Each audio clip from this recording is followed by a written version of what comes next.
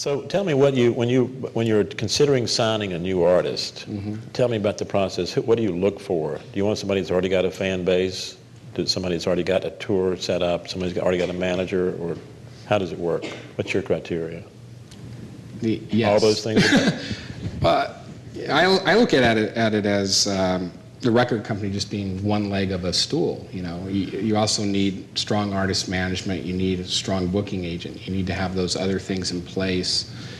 That's not to say that we haven't in the past signed artists that we really felt were special and believed in, and then worked to get those other pieces in place. But especially these days where it's so difficult to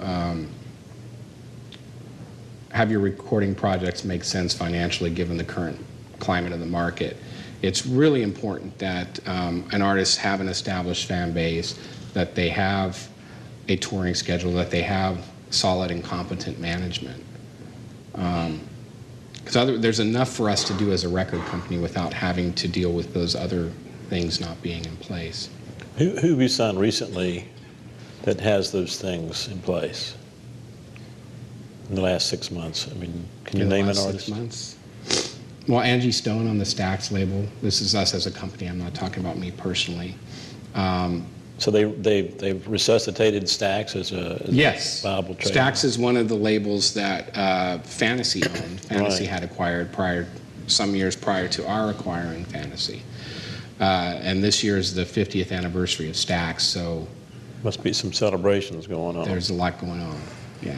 So you're going to release a lot of the old Stax catalog? Yes. Like what? Otis? A lot of best ofs. Otis Redding, Johnny Taylor, Carla Thomas, Rufus Thomas, you name it. There's something going on with those artists. Isaac Hayes. Booker T. Booker T and the MGs, yeah. They had everybody, didn't they? They sure did. Yeah. You're probably in the process of signing some artists, right?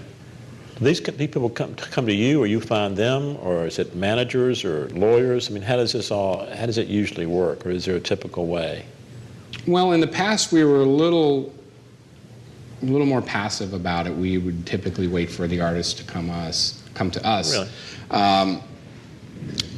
But over the course of about the last year, we've been more proactive in terms of reaching out to artists and managers that we're interested in, regardless of whether they may be signed to a company currently or not, but just letting them know, hey, you know, we're interested in you. We love what you do, and if you're ever free and looking for another place to call home, you know, give us some consideration. And we get, of course, like any record company, we get a lot of material sent to us unsolicited. Do you listen to it? When I can. I do listen to everything, but not quickly usually, because I have too many real priorities and things I have to get done as part of my job.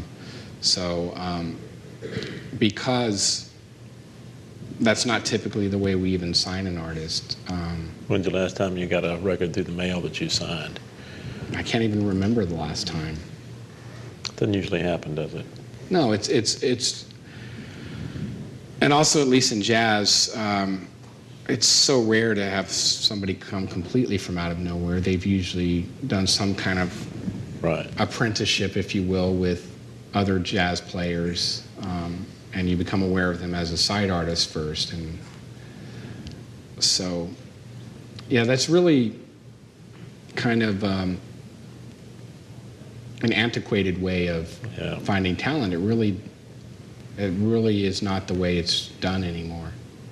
Well, yet we still get lots and lots of demo tapes. People are not going to give up on demo that. CDs now.